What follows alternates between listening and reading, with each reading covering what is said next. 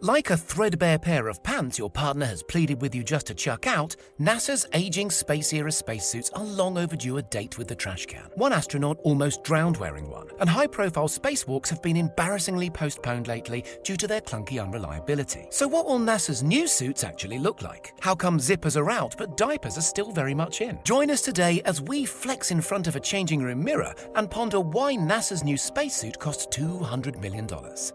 Every time NASA astronauts on the International Space Station go and stretch their legs on a spacewalk, this happens around 8 or times a year, give or take, they gingerly climb into a spacesuit designed in the 1970s and first deployed 40 years ago in 1981. Originally slated for a 15-year service life, but now well into their 5th decade, only 4 of NASA's original 18 Shuttle-era suits are presently on active duty. 7 are in assorted states of disrepair. 2 were lost during the tragic 1986 Challenger explosion. Another 2 perished in the 2003 Columbia disaster. One unoccupied suit was blown up on SpaceX's ill-fated CRS-7 cargo mission, another during early ground testing. Worryingly, this dwindling wardrobe of suits has started to show its age. During one terrifying 2013 incident, Italian astronaut Luca Parmitano was forced to hastily abort an in-progress spacewalk because a blocked fan pump caused his helmet to fill up with water. In 2019, the historic first much-heralded all-female spacewalk was awkwardly postponed when it emerged there weren't enough medium-sized suits in service that day. If that wasn't bad enough, NASA engineers have lately struggled to get hold of parts to maintain and repair this unique vintage hardware. Some components, for instance the rather important-sounding carbon dioxide sensors,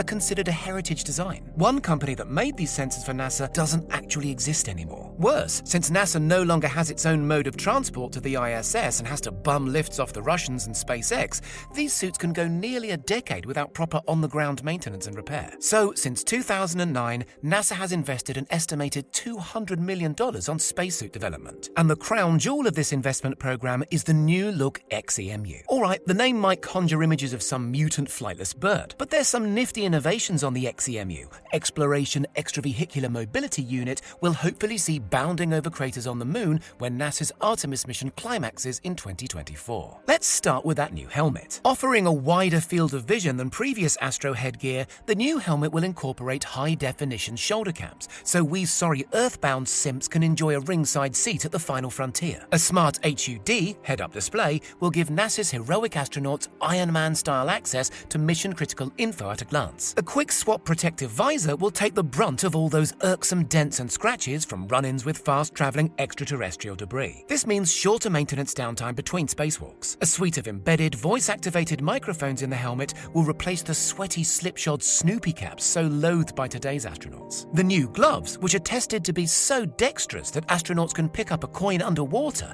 incorporate a clever system of heat radiators to protect astronauts' hands from extreme temperature variation in space. They're tough enough to endure wear and tear from the horrific glass-sharp dust that covers the lunar surface, which previous missions found isn't smoothed down by weather in the same way dust and rocks are here on Earth. The new suit's backpack is where the real magic happens. Through a spectacular array of miniaturized tech, its life support systems can keep the suit's inhabitant alive for well up to 6 days without any external input. Its brand new carbon dioxide scrubbing system cleverly employs 2 separate cans of lithium hydroxide to capture exhaled CO2. While one can is being filled up, the other is exposed to the vacuum of space and flushed out. The backpack's onboard oxygen tanks operate at higher pressure than previous systems, so they're more compact, and the only real limit on survivability is battery life and food. Several backpack systems, cooling, fans, water tanks, are buttressed with backup systems to smooth over any malfunctions. Also, on the back of the suit, the Simplified Aid for Extravehicular Activity Rescue, or SAFER,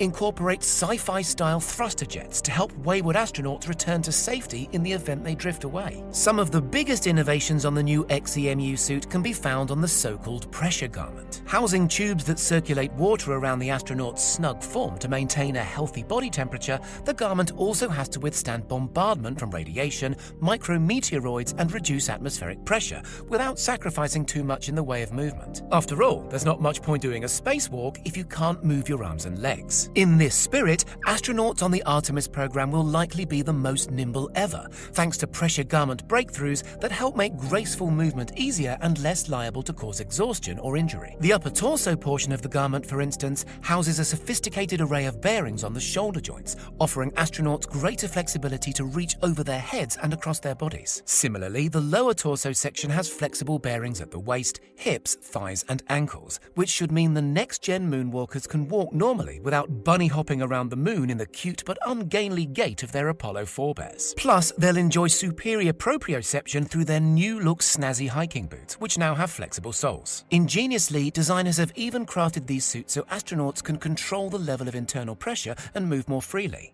So when they fancy kneeling to pick up an especially scintillating hunk of moon rock, they can reduce internal pressure via a handy front-facing control panel from 8.2 psi to a much less intense 4.3 psi. At which point, the suit will bend more easily at the knee. Top to bottom, this new suit is inspired and informed by lessons learned from previous suit designs. As NASA engineer Amy Ross puts it at one XEMU press conference, "The two things I've learned is that zippers are bad and cables are bad. Zippers, it turns out, are especially vulnerable to being compromised by vicious flying shards of moon dust. Yikes." Overall, the XEMU is about tight seals and minimal seams, while still being easy to put on and take off, without compromising that all-important maneuverability. Each suit will be custom-fitted to the height, size, and comfort of the individual astronaut. There's a clever all-new means of donning the suit through a quick rear-entry hatch system. Occupants can also climb in and out the more conventional way if they get stuck. Some problems never change, however. Astronauts are still expected to wear a diaper, although these days are only ever used in desperate circumstances. One important aspect of what makes these suits so pricey is their inbuilt versatility. Different components on the suit can be switched in or out in a modular fashion, depending on the nature of the mission. As you might expect, the precise configuration of kit required on a spacewalk is rather different to that needed for galumphing gaily across the moon. And remember, one day this suit may even walk on Mars. To be sure, NASA has been criticized for overspend on its spacesuit program. An excoriating 2017 Inspector General report blasted the space agency for blowing $200 million without a single working spacesuit to show for it. Still, all being well, XEMU will embark on a trial mission aboard the ISS in 2023, just 1 year before hopefully gracing the first woman ever to sashay across the lunar surface. Despite recent efforts to cut costs by involving private sector partners in the design and tender processes through splashy competitions like the Astronaut Glove Challenge, the plain fact is new spacesuits are a cash-hungry undertaking. As leading Smithsonian curator and spacesuit authority Dr. Kathleen Lewis puts it, they're complex human-shaped spacecraft. We should think about them in terms of spacecraft, not as work clothes. Or let's borrow a term from the world of fashion and call XEMU what it really is, an investment piece. What do you think? Is $200 million actually quite a reasonable price tag, considering it's basically a miniature spaceship? Let us know in the comments. And don't forget to subscribe for more marvelous moonwalking tech content.